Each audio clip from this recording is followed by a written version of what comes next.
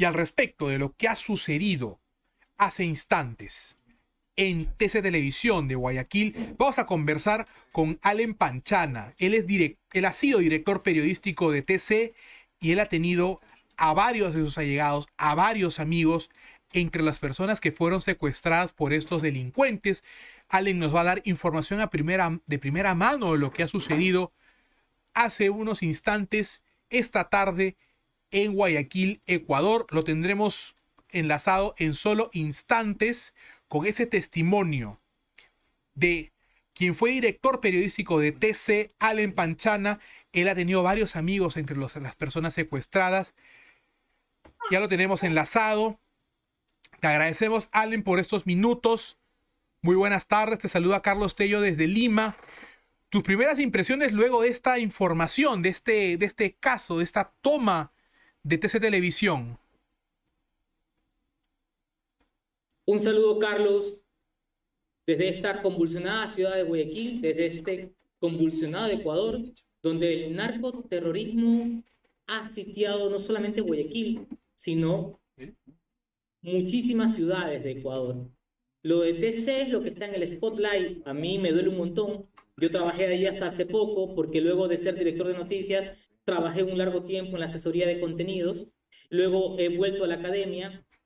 Actualmente me tocó hacer la nota porque soy corresponsal de la agencia Associated Press, pero de verdad ha sido una cosa terrible porque que casi una veintena de delincuentes irrumpan en vivo al set principal del canal donde estaban transmitiendo el noticiero del mediodía es una cosa impensable.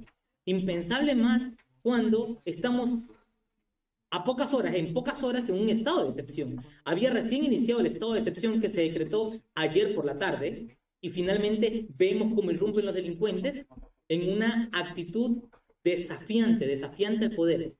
Son momentos muy duros, se ha hablado, primero como amigos, segundo también entrevistando a varios de estos colegas, excompañeros, siempre amigos de lo ocurrido. En realidad ha sido impensable que ver que estaban con pistolas apuntándoles la cabeza en su lugar de trabajo. Se supone que tu lugar de trabajo es como tu casa también, es como que tu zona segura.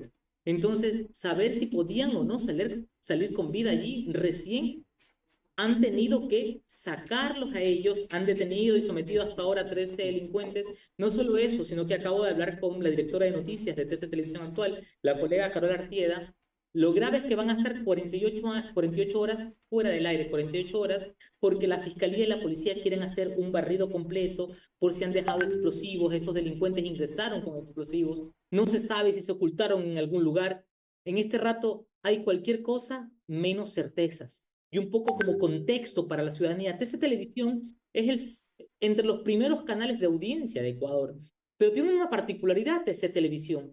TC Televisión fue incautado por el Estado el 8 de julio del año 2008. Es decir, es un canal que hace 15 años pertenece al Estado, o en este caso el Estado es el accionista mayoritario. El Estado incautó 17 medios de comunicación, todos quebraron excepto TC Televisión. TC Televisión es un canal que tiene el favoritismo de la audiencia por esos contenidos de corte popular, por esos contenidos muy cercanos a la comunidad, y que finalmente el canal, sobre todo muy querido en Guayaquil, es el canal líder en Guayaquil, ha causado zozobra, estupor en estas circunstancias. No solamente eso, un poco, insisto, ha trascendido mucho lo ETC porque pasa en directo, pasa en vivo, pero en total en Guayaquil hay 22 incidencias de este mismo tipo. Bancos, universidades. La universidad más grande de Ecuador, que es la Universidad Estatal de Guayaquil, también fue irrumpida por delincuentes.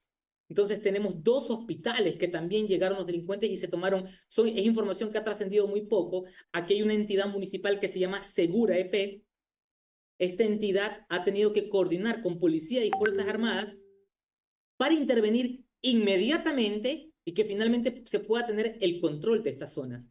Estamos pasando momentos durísimos, momentos de verdad de tensión. El alcalde de Guayaquil, Aquiles Álvarez, ha convocado hace escasos segundos a una rueda de prensa a las 19 horas, 7 de la noche, la misma hora de Perú, la misma hora de Ecuador, para anunciar cuáles son las coordinaciones que está haciendo el municipio de Guayaquil con la Policía Nacional. También debemos entender que el municipio, aunque Guayaquil es uno de los 221 municipios del país, no tiene autonomía para trabajar en seguridad porque no lo permite la Constitución. Eso depende de la Policía Nacional y en casos particulares de las Fuerzas Armadas.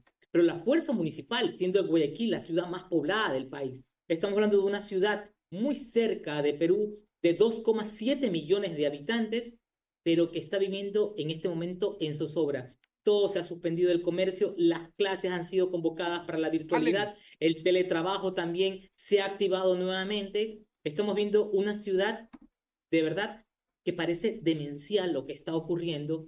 Se está de a poco retomando el control, no sabemos hasta cuándo, porque hemos visto que han incendiado gasolineras, incendiado vehículos, secuestrado policías, hay guías penitenciarios en las cárceles que todavía están bajo control de los delincuentes. Hablamos de 33 cárceles que tiene el país y desde las cárceles estos delincuentes siguen manejando sus bandas delictivas en todas las regiones de Ecuador. Allen, tú que conoces la realidad de TC Televisión, ¿podrías contarnos, por ejemplo, cuántas personas, un estimado, tú crees, cuántos trabajadores, periodistas, técnicos se encontraban en el momento del ingreso de esta banda a las instalaciones de TC Televisión? TC Televisión tiene 420 empleados. De estos 420 empleados, 360 trabajan en Guayaquil. Y como eran las 2 de la tarde, estaban los dos turnos, porque hay un turno que justamente ingresa a las 5 de la mañana, para la franja de la mañana, y el personal administrativo que entra en horario de oficina. Es decir, que había más de 300 personas en el canal, que es un solo edificio.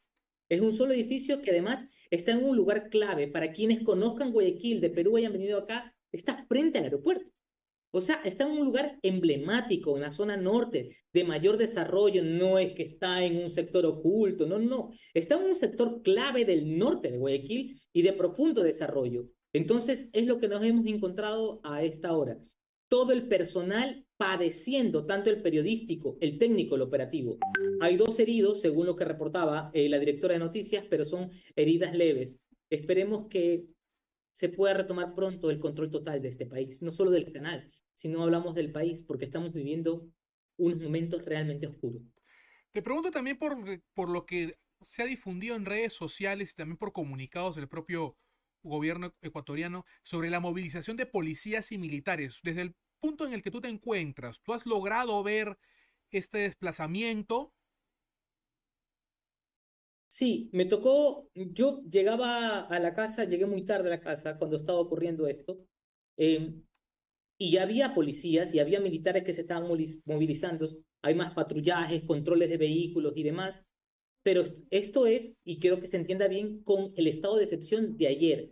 Ahora bien, ustedes ya han comentado el decreto extraordinario que ha emitido el presidente Daniel Noboa, así en las últimas horas, donde finalmente ya estamos hablando de un estado de guerra declarado y se enumera a estas bandas narcodelictivas, porque finalmente hay que neutralizarlas, dice el decreto. Yo no sé qué significa todo eso, pero finalmente ya es una guerra totalmente abierta al narcoterrorismo. O sea, hay policías en las calles, hay militares de las tres ramas del ejército, de la Fuerza Aérea, de la Fuerza Naval, están en las calles, pero hemos vivido de estado en excepción y en estado de excepción en los últimos años. Recordemos que el presidente anterior, Guillermo Lasso, tuvo en total 33 estados de excepción. ¿Han servido de algo?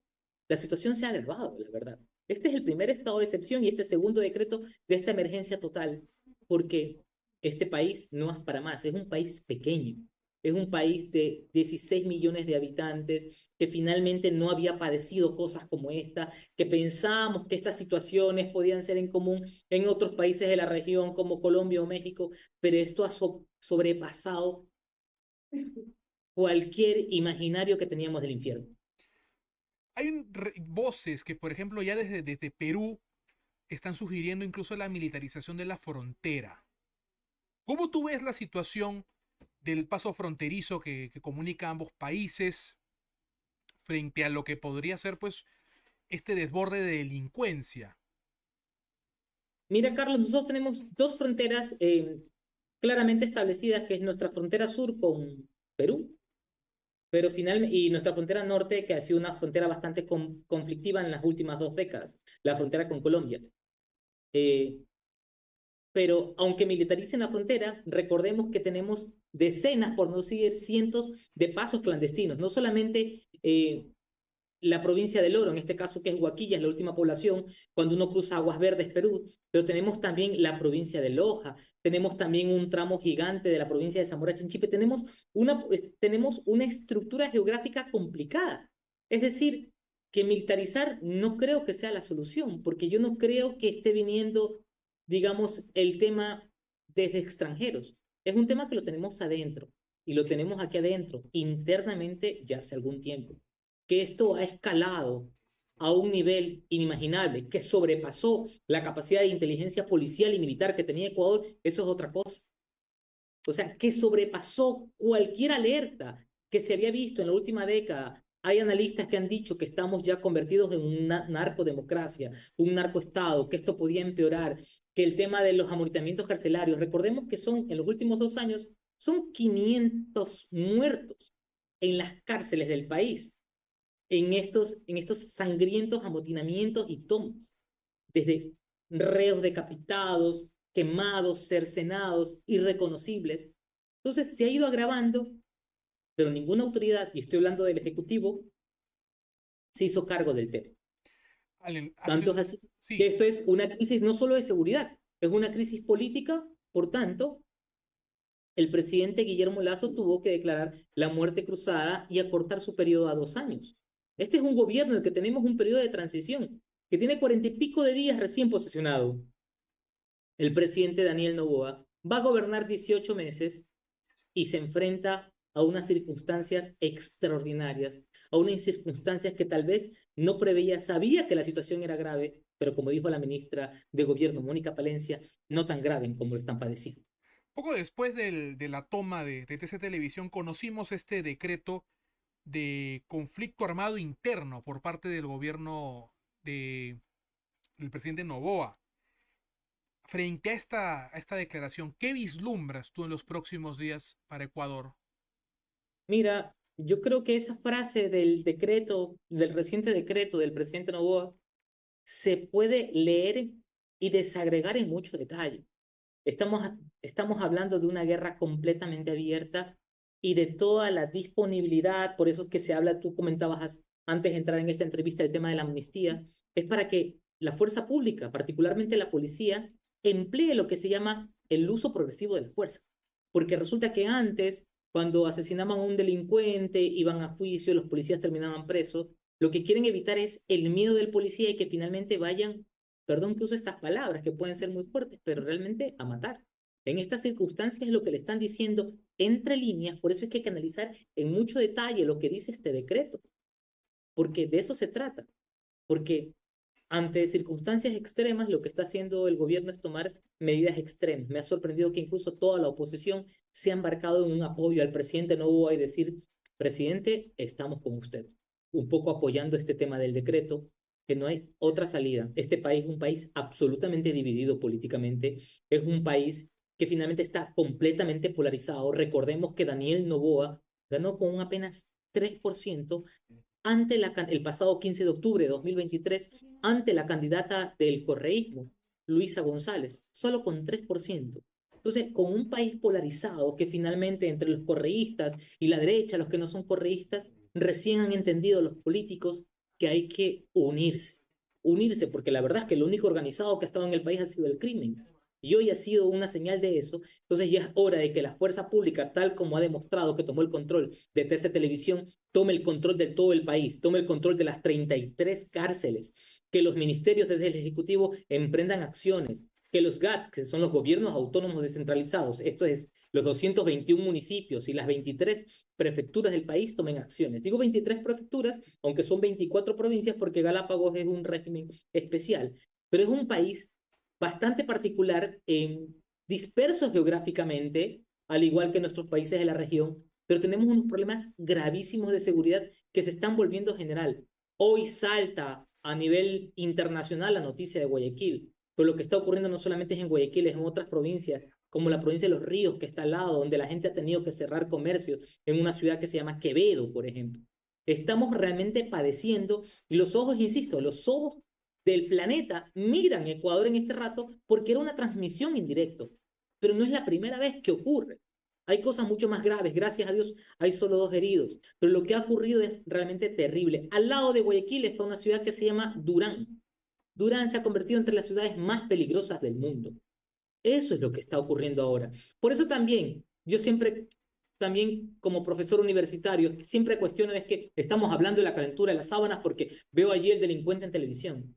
No, es analizar la perspectiva por qué saltamos a ser el país más peligroso de América Latina en los últimos meses. Porque esto ha ido evolucionando y nadie lo ha detenido. No ha habido una visión política ni estratégica clara para ponerle fin a la narcodelincuencia, al narcoterrorismo, porque no hay otra manera de calificarlo. Allen, te agradecemos por este tiempo que nos brindas desde Guayaquil, Ecuador. Mucha fuerza para ti y tus compatriotas. Ojalá que esta situación tenga una solución pronto. Les mandamos desde Latina un gran abrazo y estamos en comunicación. Un abrazo a todos, gracias Carlos por el espacio y nada, que todo vaya mejor en este país con la ayuda de Dios.